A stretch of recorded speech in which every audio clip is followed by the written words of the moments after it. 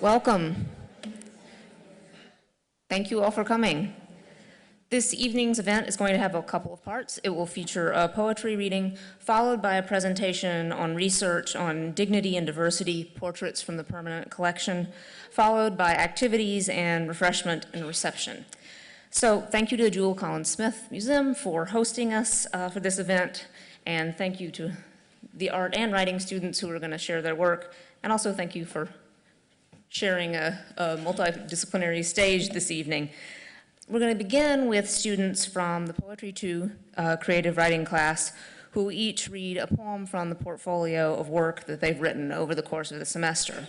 And many of the poems began as ekphrastic pieces, ekphrastic traditionally meaning poems that are written about a piece of visual art. But all of them have been revised extensively and transformed by the poet's process over a course of a couple months. So they may not be directly ekphrastic anymore, but I believe that they're a good complement for the art that we will be discussing later. And my job is to run the slideshow, so if it goes wrong, I apologize.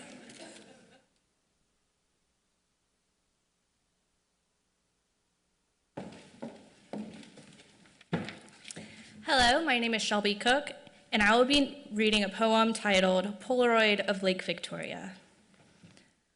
Polaroid of Lake Victoria, my favorite travel as of yet. The horizon corner of Tanzania stretches far beyond. Where does it end? Does it? The market is crowded today. Come with me, Mama Chuari. Please, translate for me. African tent markets confuse me. Show me where to find the sweets and the village kids. Kiasi gani? How much? Kwawebe kumi. For you, 10. Sio kwangu. It's not for me. Mandazi ni kumi kwa watu wazungu. Mandazi is 10 for white people. The word wazungu. Why? Friendly faces chase me down the streets, pulling at my skirt, asking for food, following me to the tents to see if I am white through and through. Is that what gorged the bottom of my feet, tinting them red? The children didn't notice, but I did. Mama Chuari reminds me that pedigree puddles come from rusted clay and hard African rains. Is there such thing as color guilt? Polaroid of Lake Superior. It's a great lake, but is it superior? Mama Chuari wouldn't be impressed with the state. Wazungu is not the color of skin. I mean, it's Swahili for white person, but a Wazungu is not good. Nor is it bad. It is a wonder, not guilt. A great wonder that causes children to lope behind blinding dust, to break Mandazian smiles with the unknown, to hook hands with a stranger, a Wazungu. All this in the name of wonder. There is no Lake Victoria. It's a picture of never-ending water and sky. There is no Lake Superior. It's a picture of rich soil and life. But there is the North Atlantic Ocean. We have always been connected, as long as there is wonder. Kibu iwe na ajabu, Mama Chuari. Let there be wonder, Mama Chuari. Thank you.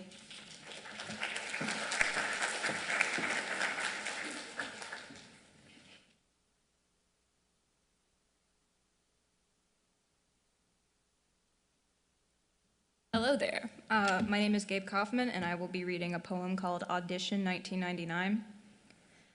The whole thing is tilted, in the torture house, recomposing a body from terrible parts and terrible toil to find what makes a man and a woman a monster. Stick a needle in your eye, promise that you won't lie. His wife died. He needs a new one, he says. Asami, meaning beauty, like the way she looks dressed in white in a bright room at her marital audition. Finger tight, or morning, like the morning after, where she leaves him in the cool stillness of a blue room, but until death do they part. An old man had burned her thigh, and she took from him what he could not repay.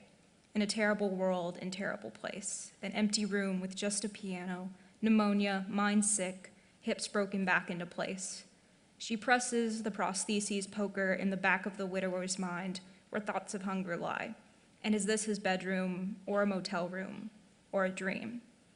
and the burlapped man in the corner begs the white woman for love, for death, for food. Thank you.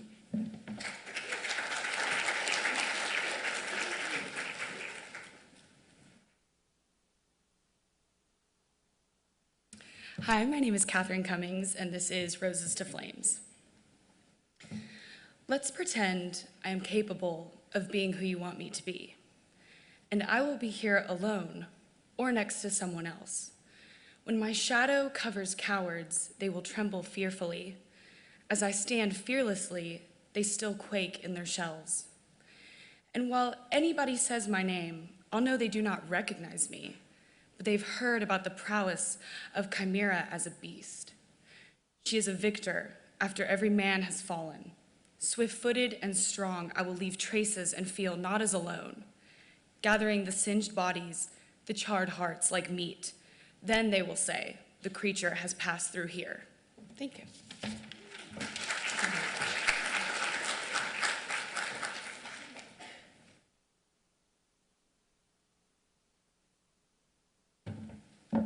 Hey everybody, I'm Sam. My poem was inspired by a painting featured here at the museum. It's called Reflection. Do stars constellate sensically because they know Moses or Zoroaster's looking? Or are they like little glittery flecks floating in an obsidian pool of Rorschach's ink? Maybe prophets really do derive divine Tao from staring at the starry steer Taurus. Or maybe the connections they draw from the sharp harp-shaped horns on his head to his sinewy shoulders and snout resemble those of an alliteration. That is, they form a pattern but don't. They mean something but not much. Mostly just whatever the human mind, reaching and ringing for meaning and form, stamps onto a set of adjacent solar systems or juxtaposed J's. After all, the horns crowning Taurus's head aren't even shaped like a harp. More like a lyre, but it sounded good, didn't it? I've looked for truth in Taurus and Torah, but maybe I failed to look up on the right night or leaf to the page where all the illumination lay. I don't want to be a cynic. There's no one more tedious to talk to between courses or quarters or sheets. But sometimes you scour the cascading pillars of a banyan tree, following their contour, canopy to earth, earth to canopy, until you see that they reach both up and down, but point to neither. They're arrows without heads, they're angels without insight. Thank you.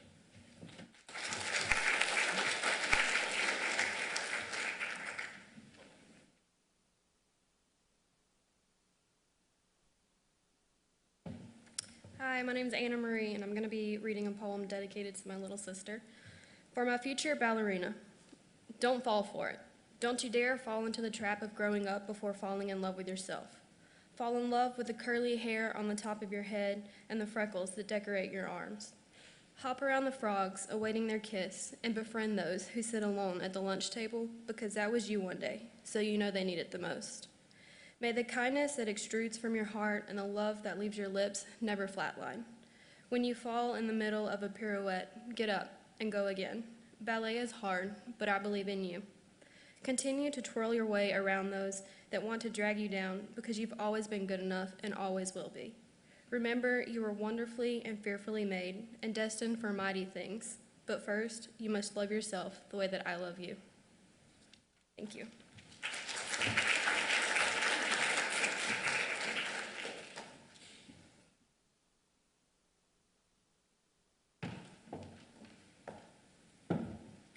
Hi, I'm Kaylin Gallagher, and I'll be reading Spit and Chew.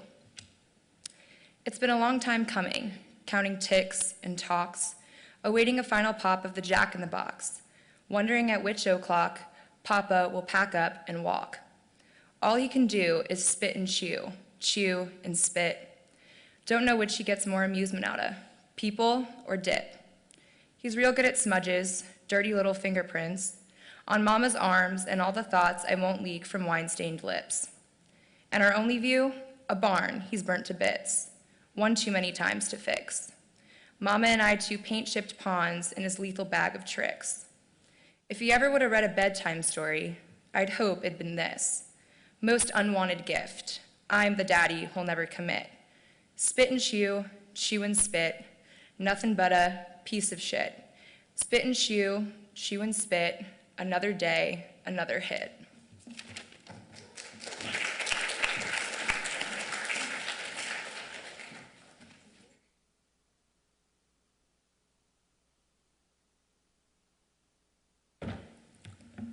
Hi there, my name is Jacob Geiger, and I'm going to be reading a poem called Guerrero Negro. Cactus spines prick my dusty feet, in dusty socks, in dusty boots. Dry air, quiet and black at night during a new moon. ¿A dónde va? The federales ask as we head back north on the dirt highway. Estados Unidos, senor. The army man kept his rifle steady with his right hand while searching my bag. He kept 200 pesos and a cigarette. Full marmota, he told me, but I'm reckless. Down the road, the sun set behind the repurposed Pemex. Young men wave at us from behind turrets, underfed. The faded green sign behind them. Santa Rosalita, the 113th kilometer of the dirt highway, a tropical desert, the most beautiful oasis of red. Children kick a flat basketball in the town square. The neon red Tecate sign brought some perverse comfort, but I felt warm alongside its electric hum. 300 miles from the next McDonald's, another 100 after until Starbucks. After a flat tire, a man, a missionary, offered to drive me back into town in his white Tacoma. He gave me plantains and refused to take my money. In Agua Leon, Ruben brought me in before the rain. His house was a 2-bedroom concrete dome with a dirt floor.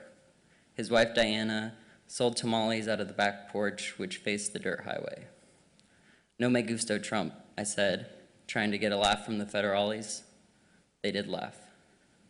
A starving man tried to sell me asparagus on the street. A hobo asked for a t-shirt. I gave him one, and he was arrested that night. Ruben and Diana boiled a gallon of water for tomorrow. My mom always told me, a mal tiempo, bueno cara. Be good.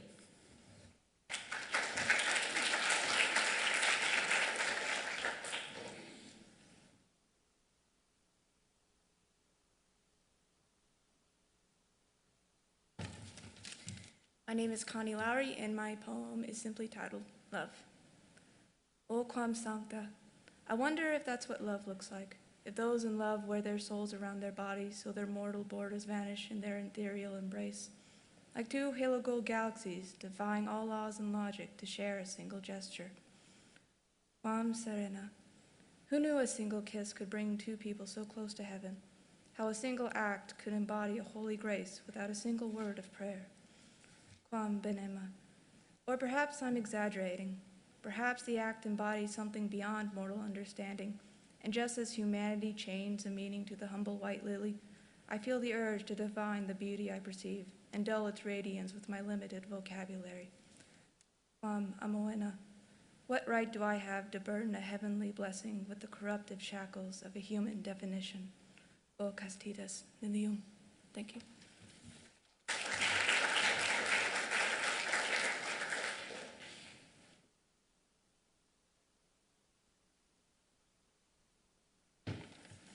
Hello, my name's Caleb Millender. I'm going to be reading a poem called The Slayer of Dragons. Minstrels raise their voices high to delight the hero passing by, who saved the princess with his sword and slayed the sleeping dragon sly. Pleasing, praising every word, like none the hero had ever heard. He raised his goblet to the sky, his victory given to his lord. The princess, though his words were great, thought the dragon a greater date. She poured the poison into his flask, he pulled the wine with thirst to sate. Coughing, retching, thinking fast, he emptied his stomach into his glass. The dragon's death unavenged by fate, the hero fled away, alas. His horse of white, a gallant steed, his greatest friend he'd ever need. Often described as his fate's changer, no beast could reach a greater speed. In the forest a silent ranger, the branches were not a subtle danger. A true noble of word and deed, until his head and neck were strangers. Thank you.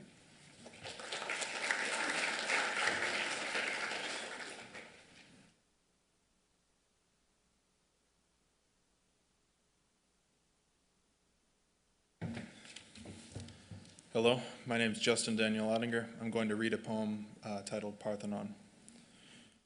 Pristine pale pillars atop an Athenian hill, a symbol of democracy, learning, and glory now past, a greater idol than the goddess who once stood within, a greater idol than the goddess, greater in veneration, greater in influence, greater in lies. No one sees the gaudy blues, reds, and golds that once caked the face of the pristine pale pillars. No one remembers the slaves or the wars that paid for the grand hypocritical altar of democracy, learning, and glory once feigned. History wanders Earth's roads dressed in a coat of nuanced blues, reds, and golds, but we cannot abide the frank, vibrant tapestry of truths draped over our precious sanitized memories. In our greed and our pride, we beat and rend away the leaden coat and leave the marble shattered, crumbled, and stripped down to its pristine pale pillars. Thank you.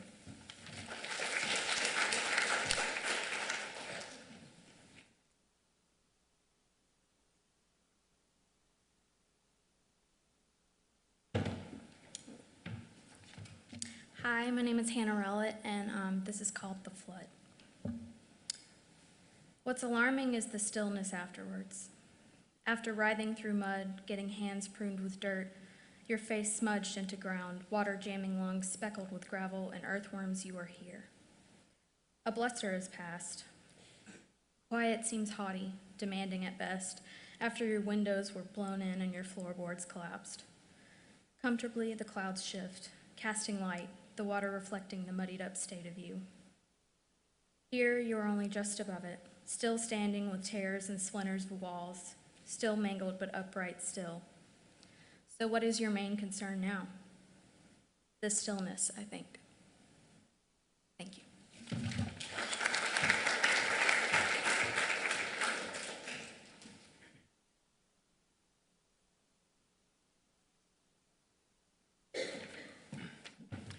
Hi, my name is Ian Shannon, and this poem is called Great Ink-Faded Wren. I wonder if anyone saw you at first, your head peeking out under those spotlit flowers, instead of your friend, who doesn't seem the least bothered by taking center stage. Maybe what you were going for, your tiny wren body nestled in all those leaves, was to keep more to the background, to stay out of harm's way, silent and observant. But both you wrens are here now, frozen in time and ink, and given the arranger here, likely forced to your purchase with a decent deal of malice. Maybe you weren't trying to be overshadowed by a more triumphant wren above you then. It's equally likely that you're just given this role by some higher, crueler force. And maybe even that triumphant wren, with his raised open beak singing out, isn't as triumphant at all. It's as trapped here, as placed as its silent companion. I think I've been a bit both of you wrens, something small and trapped in some inky fate of my own, shifting between the two of you, between these two cores of myself. I've been the wren with confidence, a proud poet singing from blossom ink, crying out in love and beauty and pain, someone wanting others to take notice of all these words and scars.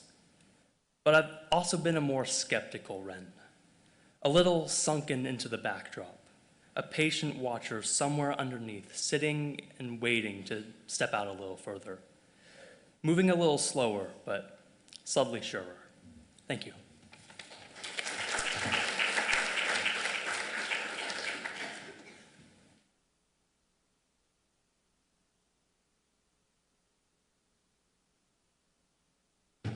Hi, my name is Mary Spencer Veazey, and I'll be reading A Little South Georgia Town.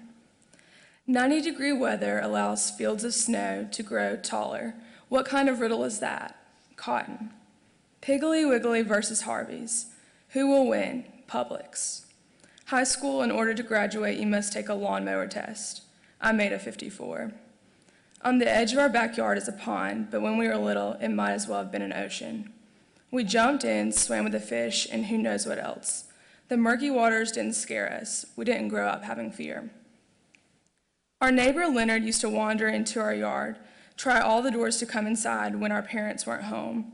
It was a fun little game we played, double-checking to make sure all the doors were locked, and then run up to Dad's office and watch him try to come in. Alzheimer's finally took his life. We didn't understand that he was sick. We just thought he wanted a friend, but we knew better than to let strangers in. Dad would get the jet ski out every summer and put it in our little sliver of water. Gliding across the waters on my skis, I felt invincible. A snakehead bobbing above the waters was a thrill. Could I make it back to shore before this little slithering monster did? Always. The little slithering monsters are a lot faster these days. Thank you.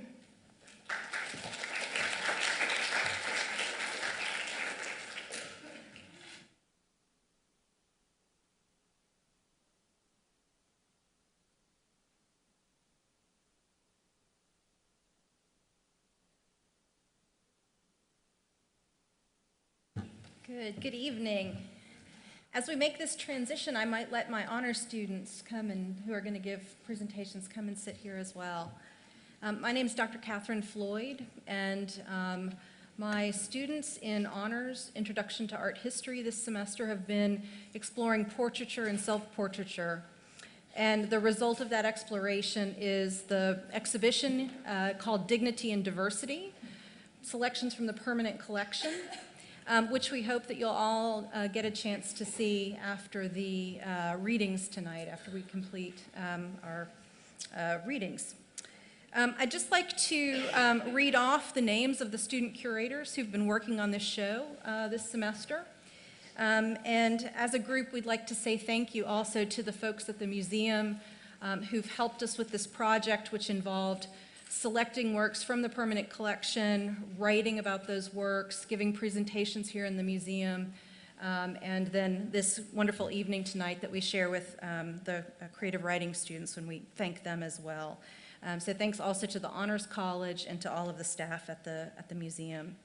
Our student curators are Mary Alice Bilbo, Rachel Collins, Harrison Daniels, James Fu, Emily Gargiulio, Lily Gates, Anna Graben, Laura Heron, McKenna Leathers, Jessica Lewis, Natalie Melton, Jennifer Mulholland, Julie O'Hara, Sarah Rutledge, who actually also served as a liaison for this event, Carlton Schmieder, and Madison Sims. So really appreciate their work this semester. You're going to hear from 4 students tonight, our 4 remaining presenters, and I'm going to let them introduce themselves as they come up one by one to tell you about the works that they've been researching for this semester. And if you have any questions or would like to talk to them further, we certainly hope you'll join us in the gallery and for the reception afterwards, and you can catch them and maybe ask them more about the works that they've been researching. So thank you all. Our first presenter is Julie O'Hara.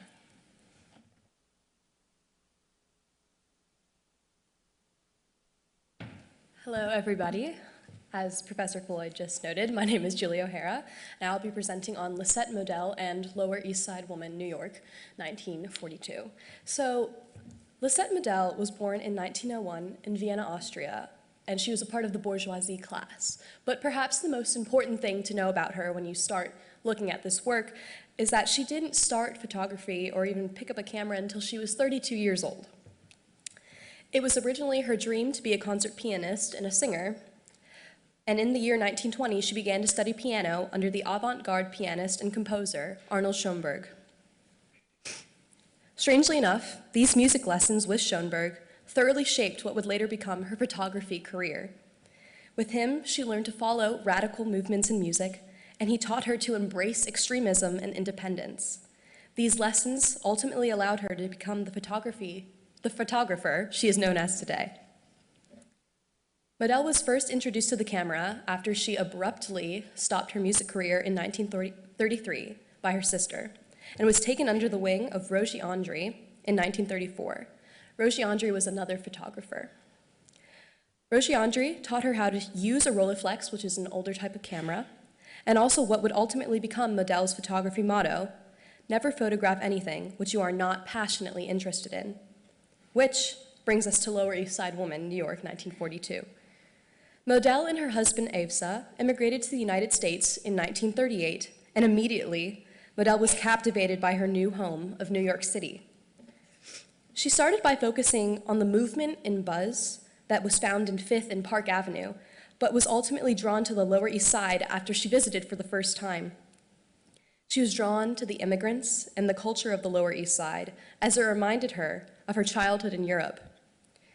She felt as though she could identify with her subjects much more closely in the Lower East Side than those of Fifth and Park Avenue, because she knew she could be one of the immigrants that she was photographing in the Lower East Side.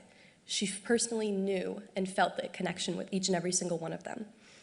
And so, when she was commissioned by a magazine called PM's Weekly to capture how New Yorkers live, work, and play according to her own perspective, she knew the Lower East Side was what she wanted to focus on. Which brings us to this particular image. Like most of Modell's works, this is a random sitter, and she's sitting outside a tenement building in New York City.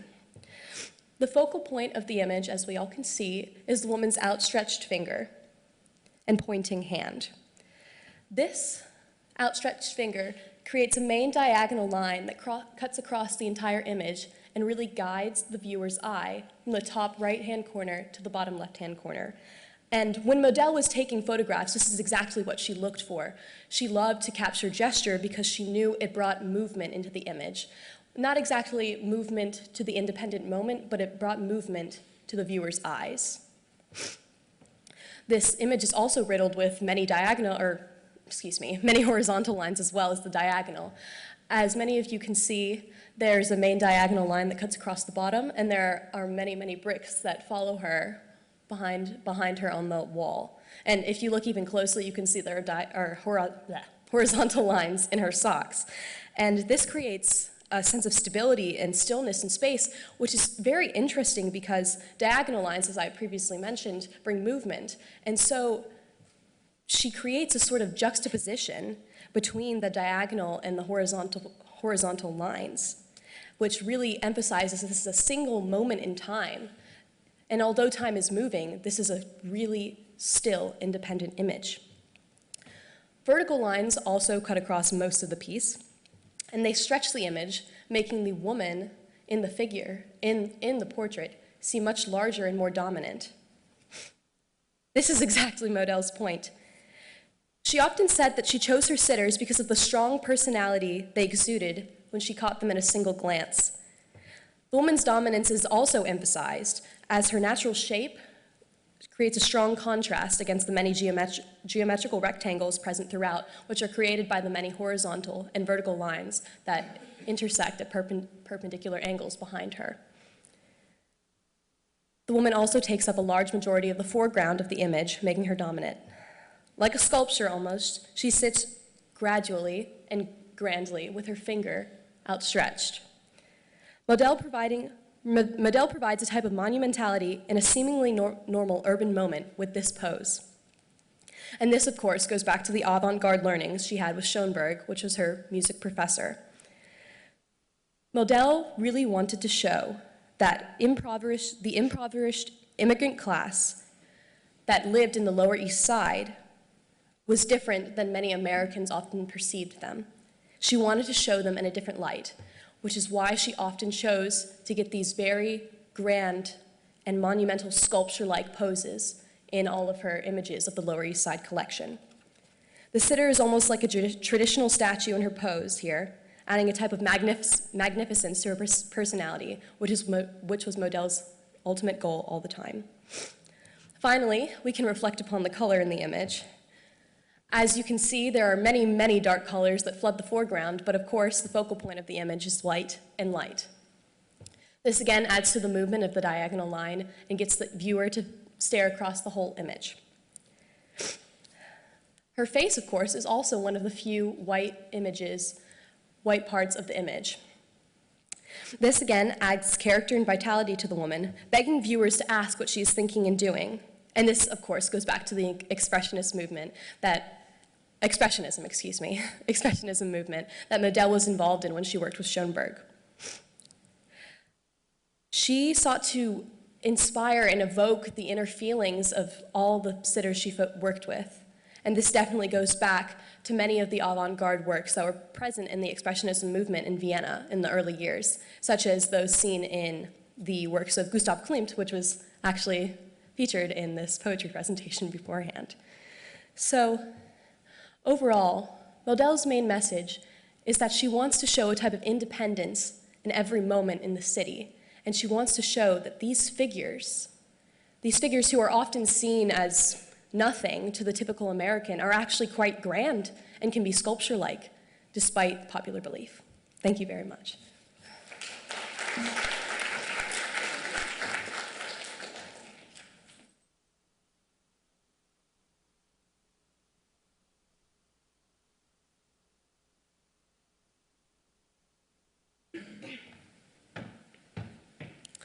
Hello, I'm Emily Gargiulo, and this is actually a photograph titled Decks by the American artist Chad States.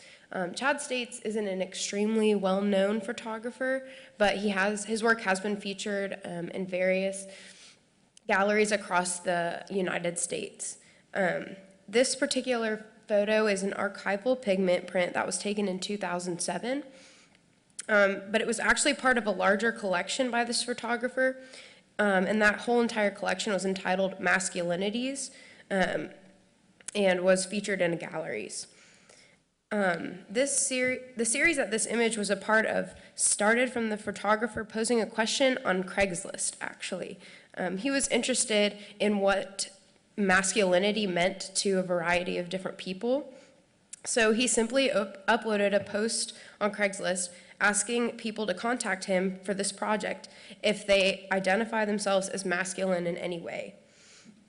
From there, he would meet with the subjects and gave them a lot of freedom as to how they wanted to pose, what setting they wanted to be in, and he just basically said, wherever you feel most masculine and regarding your clothes and where you are at, that's where he wanted to take the photographs.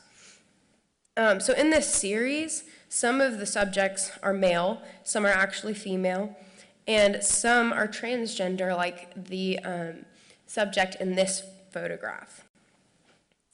So States titled each work with the subject's name and a quote from them about their masculinity.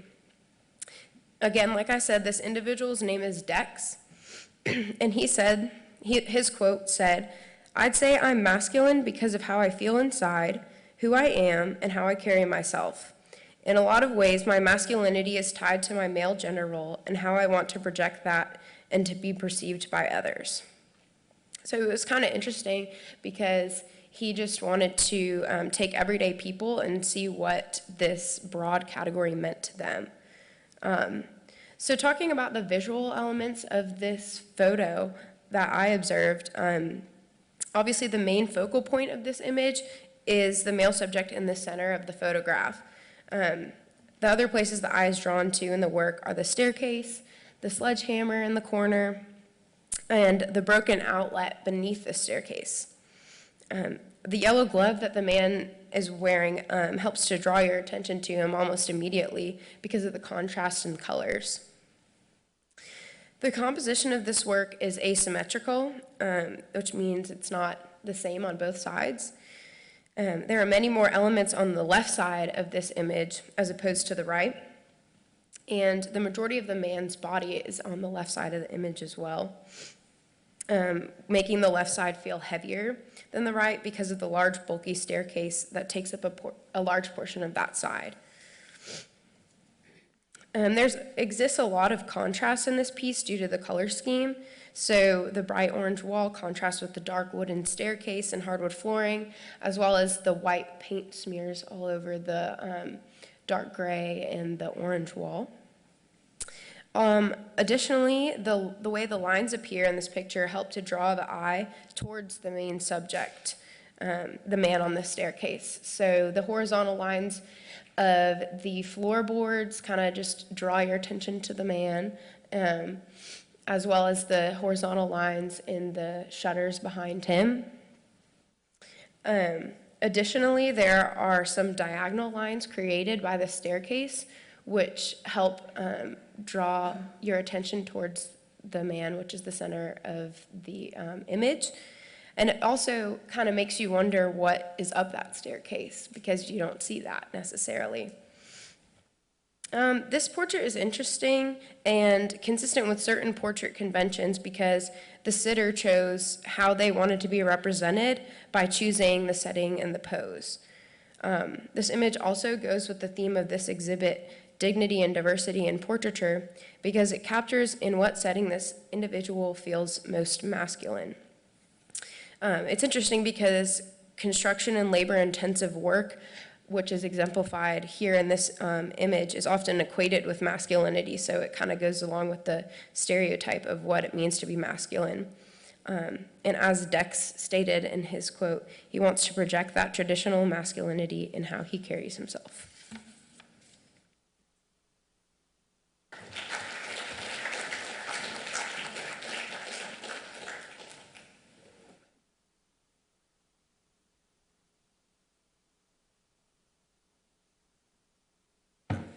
Good evening, I'm Laura Heron, and first of all, I'd like to thank Dr. Floyd for letting us do this in the Joel Collins Museum. We got to be art historians for this semester, and that was a really cool experience for me. I chose Andrew Wyeth's portrait of a man called Studio Window, and the subject is Willard Snowden, and he's sitting peacefully in the dark of the artist's studio, resting in deep in thought. Light streams in from the window and appears in streaks across his face, and the walls behind him and the floor, finally highlighting his hands as the focal point of the painting. Studio Window is the study of a human spirit, stirring in its proximity and its capturing of the recesses of the subject's personality. Andrew Wyeth was trained by his father, N.C. Wyeth, also a renowned painter. Seeing potential early on in his son's work, N.C. Wyeth taught him to capture the character of a person or the emotion of an object or scene. Studio Window reveals Wyeth's mastery of this concept. The viewer is allowed psychological intimacy with Snowden as he sits peacefully, thoughtfully, and openly before the window. To Wyeth, initiating a work was an impulsive act. He commented in an interview that in order for a watercolor and dry brush to work, the artist must combine the thrill of the romantic and undisciplined with the job of capturing the direct reality of an object. Andrew Wyeth painted Studio Window in 1967 in his hometown of Chadds Ford, Pennsylvania. The 1960s were a time in America of race riots and discontent, yet Wyeth's work is serenely disconnected from politics and city life and bias. Wyeth's rural isolation allowed him to capitalize on the element of quaint appeal, as he represented the faces of country people, arresting in their plainness and impressive in their dignity. Wyeth painted the truth of an object, its essence, its poetic realism. Willard Snowden, a drifter in need of work, moved into Andrew Wyeth's studio in 1958 and lived there for nearly 15 years, frequently modeling for Wyeth. Snowden was a World War II veteran and an alcoholic, and Wyeth says that Snowden told him stories of his sailing adventures and life as a drifter the entire time he painted him. Wyeth was intrigued by Snowden's aging, expressive face and the courtliness of his speech, which Wyeth said had the quality of a college professor's. Wyeth captures Snowden's psyche perfectly. His closed eyes and furrowed brow are highlighted by the sunlight streaming in through the window. You can see the wisdom and experiences in his face, the deep smile lines and worry lines. Wyeth is an extremely personal painter. One could contribute this to his persistence in forming relationships with the people, objects, and places that he painted. He lived in Chadds Ford for 30 years, still finding fresh inspiration in the grassy paths or yearly snowfall that he came to know so intimately. Likewise, he cultivated an understanding and personal relationship with Willard Snowden for 15 years. Also in this painting is a contrast between outdoor and indoor spaces. Wyeth had a love of doors and windows that allowed a mixing or transition between nature and human structures. Spare, immaculate interiors of houses and wooden walls and furniture became motifs in his work. As Wyeth paints these quaint spaces, empty rooms, and figures like Snowden lost in thought, he paints an attractive silence. One critic noted that Wyeth paints the stark reality of nature, the stark reality of a sitter's features, the sitter's chair, the cold, clean, swept-up state of almost every room, that dilapidated sense of dignity, but dignity nevertheless. Clasped lightly together in the foreground, Snowden's hands are proportionally large. This selective focal point may be a reference to Snowden's work. Other Wyeth portraits of Snowden showed him with a shovel or chopping wood, as if poetic tributes to the dignity of his work. Snowden's hands are free of pigment, outlined only in light gray, as if the artist sketched them with a pencil. The incompleteness of the painting's focal point gives the man an ephemeral existence, as if he could appear and disappear with the lights fading. The loose watercolor and dry brush transparency of Snowden's frame capitalize on Wyeth's focus on the essence of a person or a thing. We are drawn to Snowden's soul and his experiences. Snowden's jacket and shirt are wrinkled and unruly. Exposed stitches in his clothing reveal his poverty and hard work. Yet Snowden's face is serene. His elbow rests on the windowsill and his hands are placed lightly in front of him. Looking at him, we see his personality, not his socioeconomic background. We see the wisdom of his age and the marks of his experiences.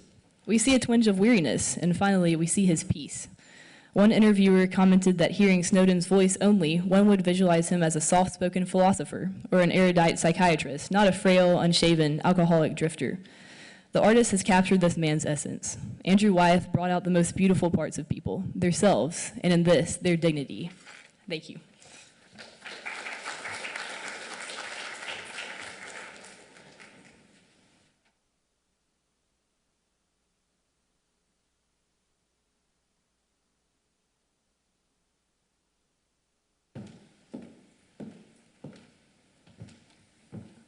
Hi everyone, I'm Jessica. For this exhibition, I chose the work by Marc Chagall, do pardon my French, Femme à visage bleu. And it was completed in 1965, and it's an oil painting on board. And though you can't really tell from it being projected on the screen, it's actually quite small. It's about this big. And so it gives the viewer a sense of intimacy and almost intrusion when you look upon the work, as if we're getting a glimpse into the artist's mind and what they were thinking at the time. The main focus is of the green-faced woman whose gaze looks to our right, and it draws us to the flowers and the blue-faced woman. The blue-faced woman is lying down and her eyes are dark and potentially closed. And from her positioning and coloring, it's almost like she's dead. And from the way she's dressed, she's a bride. The green-faced woman appears to be a little bit older than the blue-faced woman due to the fine paint brushes, or paint lines, paint strokes, sorry. English isn't my strong suit either. But the fine brush strokes give the appearance of wrinkles. In the background, we have a loosely painted black backdrop that creates a sense of movement around these characters as if they're not set into a certain time, as if we're constantly moving and there's nothing that's grounding us to the painting. It also provides a perfect backdrop for the vivid colors that Chagall uses in not only this work, but in many others. And above the two women, it's really, really hard to see, but you will notice some faint lines of, it's turned counterclockwise 90 degrees, but it's a village or a city.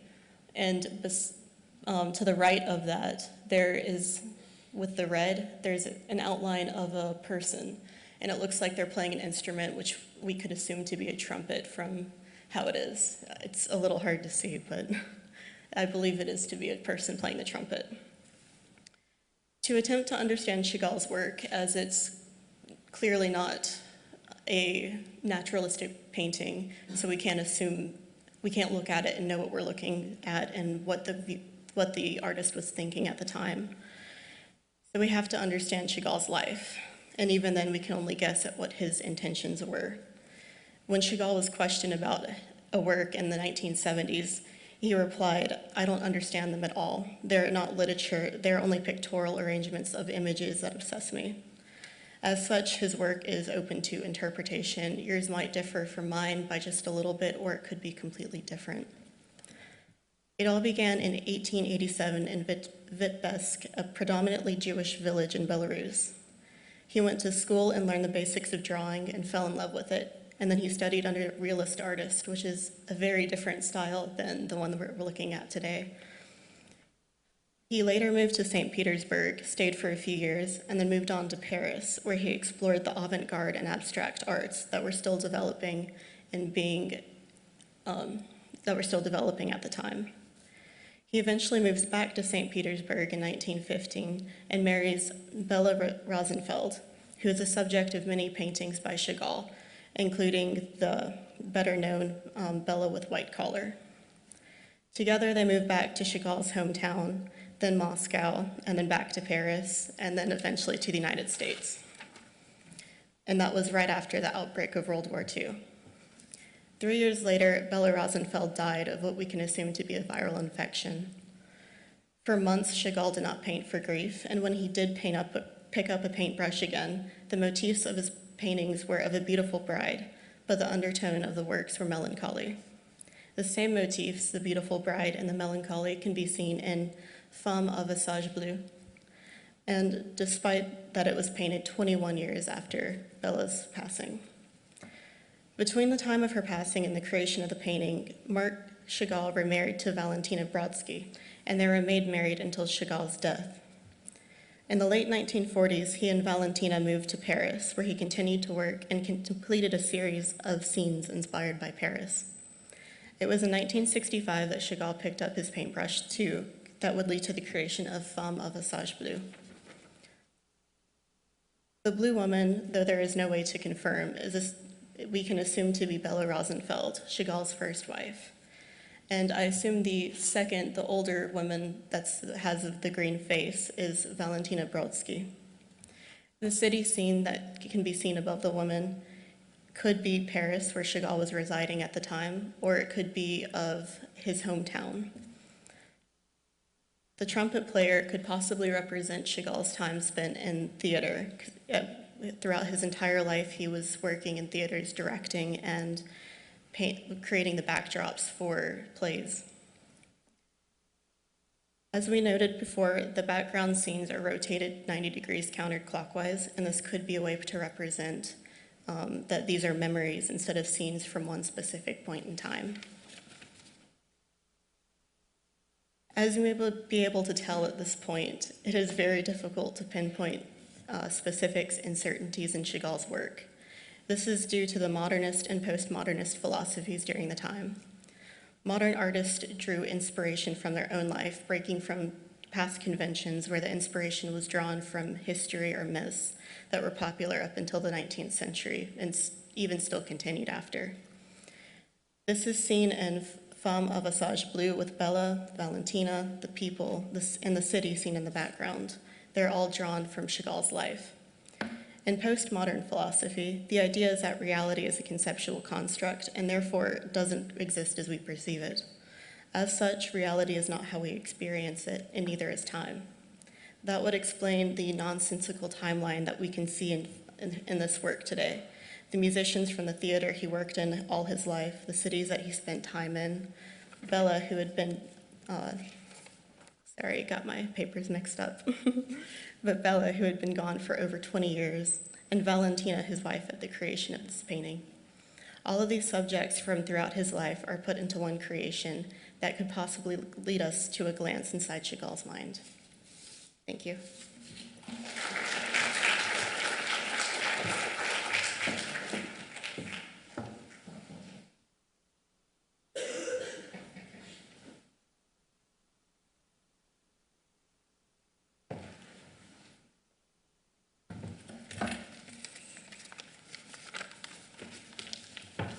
Hi, my name is Natalie Melton, and this is a portrait by William Merritt Chase of Miss Catherine Hansel French Earl, entitled Portrait of Miss George H. Earl, Jr. It was completed in 1902, and it is an oil on canvas portrait.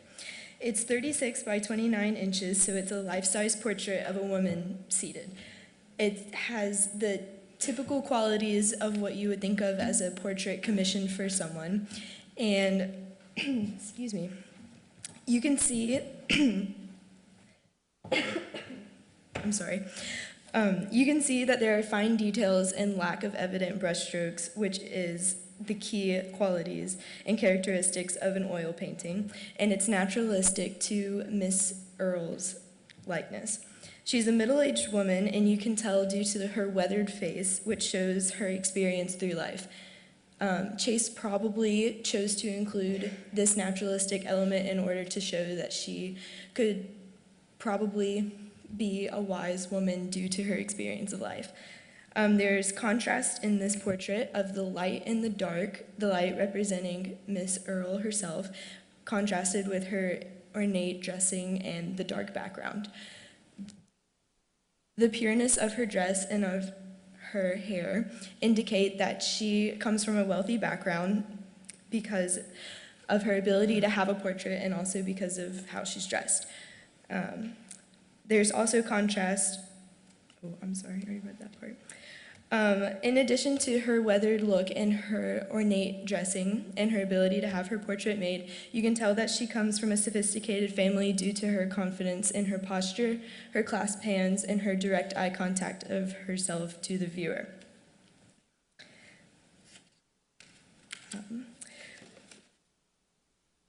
This comes from a collection entitled Collection of George H. Earl, who was a prominent family in Pennsylvania in politics and law. It included pictures of Thomas Earl, who was the late grandfather of Mr. George H. Earl Jr. It's made from a daguerreotype, which is an early photograph, and it was included to show respect for the family lineage. It also includes George H. Earl Sr., who was a lawyer in Philadelphia, and there's one portrait of him as a young man from a photograph, and one from him in his old age in 1907. The collection also includes George H. Earl Jr., who was a lawyer in Philadelphia, one as himself as a young man of 12, and also as he would have been in 1907. Earl Jr. probably heard of William Merritt Chase through the Philadelphia School of Art because Chase was a prominent figure in American portraiture.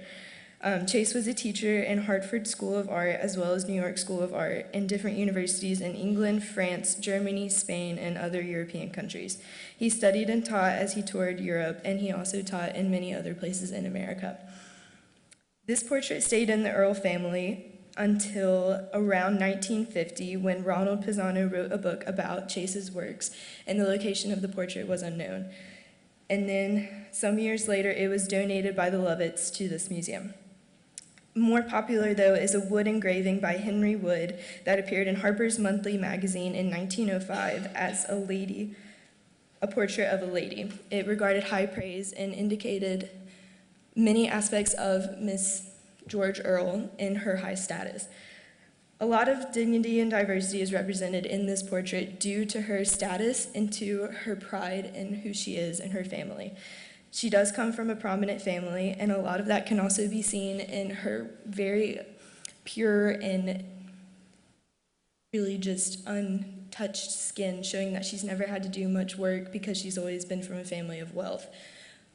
It also indicates the time period because she would have been used to more modest dress, and so a lot of her skin wouldn't have seen the sunlight.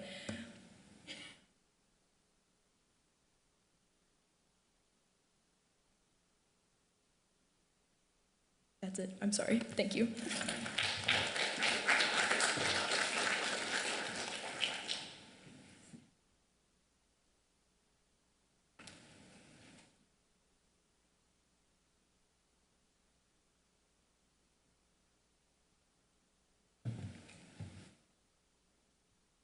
Hello, so my name is Jennifer Mulholland, and the image that I'm presenting is called Carrie in Farmington, Georgia. It is a gelatin silver print photograph that was made in 1996 by the artist Mark Steinmetz. And so a little bit about the artist. He's actually based in Athens, Georgia, which is very close to here. And a lot of his work is based on capturing the Southern Americana in the urban, rural, and suburban settings. He found a fascination with the South as, like, in an interview, he said that he loves it for its humidity and its chaos. Even though that he's not from the South himself, he grew up in Iowa, and he attended Yale University. He also said in the same interview that he was inspired by a lot of the great writers of the South, such as William Faulkner, and he wanted to do the same thing that they did in their writing that he does in his photographs. So a little bit about his style. All of his photographs are in black and white. He uses an old analog camera, and he develops them in a darkroom. He talks about how it takes hours for him to develop one piece in the darkroom, while, like, his colleagues that use color photography, they're off doing other things other than work because it doesn't take as much time. So the reason that he uses the grayscale is because he believes it puts a lot more emphasis on natural light. And he thinks that having colors in pictures takes away from the feelings that natural light can bring, such as hope, which is why the expression, the light at the end of the tunnel, makes sense, because it's talking about how the light represents hope down the road later in life. So a lot of his photography is open-ended and it poses questions because he prefers for his audience to decide for themselves what they think the story is rather than have it set in front of them. He dislikes a lot of cinematic photos that are staged because he thinks they lack a lot of expression. So in his pictures, he really tries to capture people in their true state. So looking at the content of the image, it's actually very simple compared to some of the other ones we've seen. There's two main components, the girl laying in the center of the image, and then all of the grass behind her and in front of her. So the grass creates a naturalistic impression because it shows nature in its true form and it's not altered in any way. And then the girl in the middle, she's very slender and skinny, which depicts like what most people think of an ideal body in today's society, because this photograph was taken within the past 20 years, so it's very recent. The woman is also wearing a very plain dress, so it's not fancy or expensive, which is different than a lot of the older portraits that we've looked at. For example, the last one that was just presented, she was wearing very nice clothing. A little bit of historical context, which I think adds to the picture, is that this was taken in Farmington, which is right outside of Atlanta.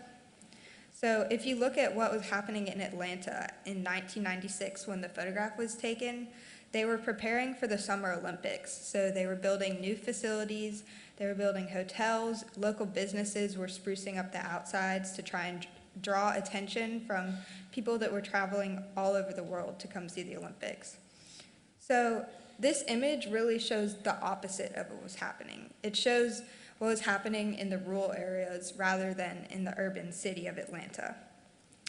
So it's very calm and simple, as I stated before, with just two main components. And the artist really wanted the audience to focus on the woman. And the ways that he does this is using light and implied lines. Some of the previous images we looked at had actual lines, but this one uses light to make lines on the image, if that makes sense. So if you look carefully, all four corners are very dark compared to the rest of the image.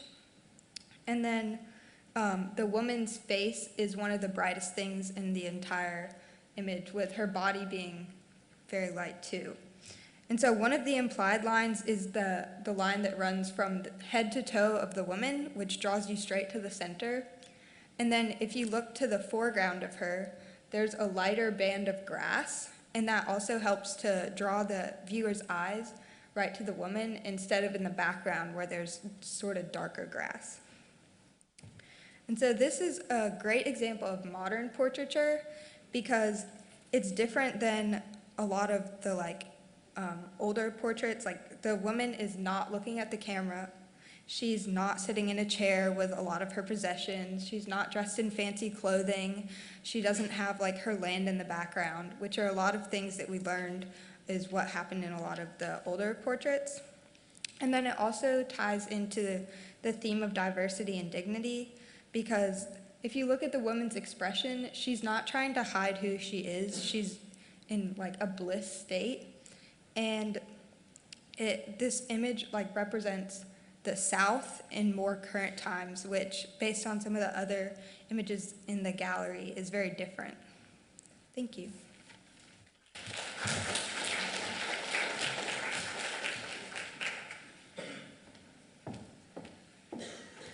Let's give one more round of applause to all of the students who presented tonight. Now, just outside in the great gallery, we have food, we have music and entertainment, lots of craft projects.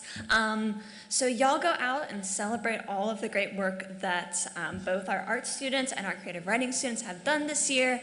We also have 2 raffles going. One you can find at our photo booth, and the other one you can find if you are a student and you sign up for a free membership tonight. That's right outside the entrance there. So y'all enjoy.